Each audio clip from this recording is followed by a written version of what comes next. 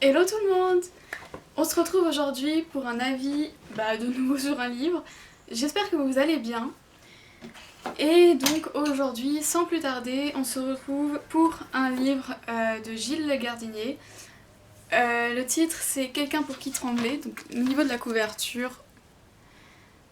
Voilà. Et bon. Alors tout d'abord, donc déjà, comme d'habitude, le synopsis, donc la quatrième de couverture, sera dans ma barre d'infos. Donc je vous invite vraiment à regarder ma barre d'infos. Par contre, je suis désolée, mais le reflet de mes lunettes m'énerve vraiment. Là, du coup, je ne vous vois plus. Euh, Donc déjà, comme d'habitude, je vais résumer de quoi ça parle. Donc le personnage principal s'appelle Thomas. Et en fait, il est médecin.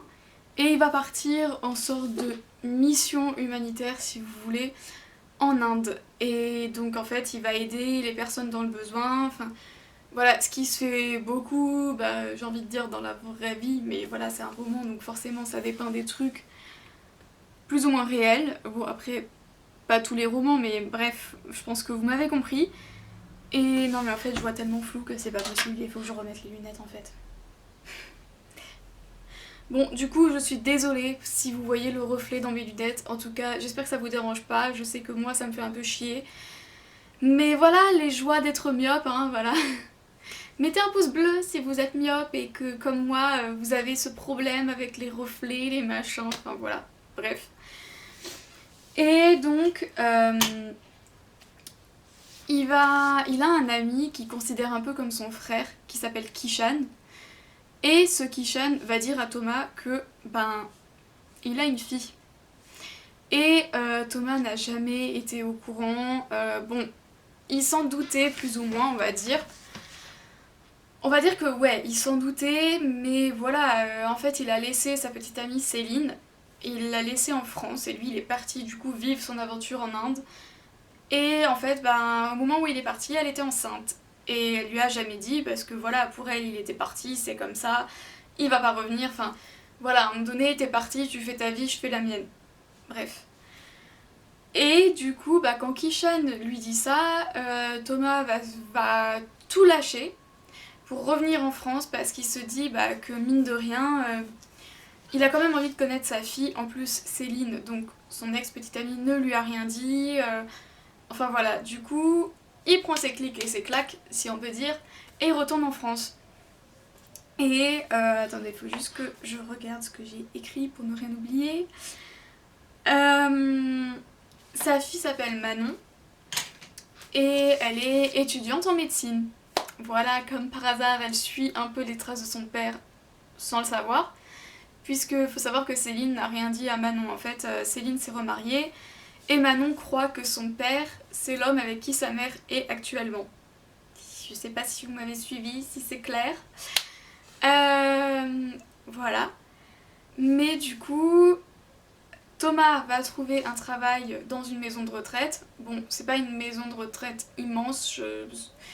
Il y a que 6... comment dire, pas habitants, mais... Bref, il y a que 6 personnes dans cette maison de retraite, dont l'infirmière, qui s'occupe aussi des seniors. On va dire ça comme ça. Et du coup, il se loge au-dessus de la maison de retraite en fait. Il y a un espèce d'appartement, il se loge juste au-dessus. Et il y a un deuxième appartement qui est vide. Et Thomas va finir par trouver où sa fille accourt et il va commencer à la suivre. Vraiment, il va commencer à la suivre. À chaque sortie de fac, il est là, devant, il l'observe, enfin voilà. Ça fait un peu Joe Goldberg dans You, si vous connaissez. Voilà, ça fait un peu Joe Goldberg, vraiment. Sauf que là, c'est un père qui fait ça vis-à-vis de sa fille. Et petit à petit, notamment l'infirmière de la maison de retraite, du coup, trouve ça bizarre parce qu'elle se dit, elle l'a vu en fait une fois et elle se dit mais merde c'est bizarre, il est amoureux d'une fille qui fait 10 fois moins son âge, bon 10 fois j'abuse peut-être un peu mais vous avez compris. Et du coup il va lui en parler. Puis de fil en aiguille il va en parler aussi aux habitants de la maison de retraite. Du coup, tout le monde sera dans la confidence, sauf Manon, et Céline qui ne sait pour l'instant pas que Thomas est revenu, enfin bref. Et à un moment donné, ça va tellement loin que, enfin, même il en vient à louer l'appartement que je vous ai dit qui était vide à côté du sien, bah, il en vient à le louer au petit ami de Manon, juste pour que de temps en temps il puisse voir Manon quand elle va voir son copain, enfin, vraiment, là on se dit, mais mec, tu vas te faire griller, arrête, stop. Et enfin voilà, il essaye vraiment de se rapprocher de sa fille sans qu'elle soit au courant que c'est son père. Et enfin voilà, vraiment dans l'ignorance la plus totale, il essaye de se rapprocher de sa fille. Sans lui dire qui il est pour elle, pourquoi il la suit comme ça. Voilà. Et du coup, je pense que pour le résumé, je vais m'arrêter là parce que après, vraiment les autres trucs que je pourrais dire dessus, faut vraiment lire le livre ou l'avoir lu pour vraiment pouvoir s'étendre dessus. Voilà, c'est vrai que dans les séries, quand je fais un avis de série, je vous fais une partie résumé global, puis ensuite je vous fais une partie spoil, mais c'est vrai que pour les livres, j'ai pas trop envie de faire la partie spoil, parce que pour les livres c'est un peu plus compliqué, et si je faisais une partie spoil pour les livres, je pourrais en parler des heures. Alors, je le ferai peut-être pour les livres Outlander, une fois que je les aurai finis, mais déjà, je ne sais absolument pas comment je vais pouvoir filmer une vidéo là-dessus, parce que les livres sont gros comme as. Bon, pas si gros, mais je vous les montrerai dans la prochaine vidéo, au moins le tome 5, parce que franchement, c'est un truc de malade. Encore aujourd'hui, je ne sais pas comment je fais pour les lire, mais j'adore. Et bon, Outlander, je ferai une comparaison avec la série aussi, donc voilà. Bref, on n'est pas ici pour parler d'Outlander, pas encore. Donc pour en revenir au livre, voilà, c'est ça, je disais que je m'arrêtais là du coup pour résumer l'histoire. Et que, sans plus tarder, je vais vous donner mon avis personnel sur ma lecture. Alors déjà, il faut savoir que je l'ai lu en très peu de temps. En même temps, il faut savoir que les livres de cette taille-là, je les mange. Voilà, c'est même plus de la lecture, c'est... Voilà, je les mange. Et bah, sans trop de surprise, je l'ai adoré. Je pense que jusqu'à maintenant, c'est le livre que j'ai préféré lire de Gilles Le Gardinier. Et j'en ai quand même déjà lu pas mal. Mais franchement, ouais, c'est franchement un de mes préférés parce que la façon dont c'est écrit, les thèmes que ça aborde, en fait, je trouvais ça trop beau et il y avait des moments où vraiment j'étais émue quoi. J'étais pas en pleurs parce que autant dans une série ou dans un film, je pleure très facilement. Mais pour qu'un livre me fasse pleurer, faut vraiment y aller. Il n'y en a pas eu beaucoup. Il n'y a pas eu beaucoup de livres qui m'ont fait pleurer, mais il y en a quelques-uns. Et franchement, celui-là n'était vraiment pas loin, à certains passages. Donc, pourquoi j'ai tant aimé ce livre? Déjà parce que c'est tellement un sujet touchant. En fait, on assiste à une relation père-fille. Même si la fille ne sait pas que c'est son père, mais on voit quand même, petit à petit, quand même, on voit quand même une relation, en tout cas dans l'esprit de Thomas, se former. Et je trouve que dans les livres, ça manque cruellement. On voit souvent les relations mère-fille, mais on voit pas souvent les relations père-fille. Et franchement, c'est tellement dommage parce que cette relation, il y a tellement de bonnes choses à exploiter et voilà. Et du coup, j'ai bien aimé aussi, les personnages sont très attachants, que ça soit les personnes âgées de la maison de retraite, Thomas, l'infirmière, ou Manon, ou même le copain de Manon. Franchement, les personnages sont vraiment très attachants.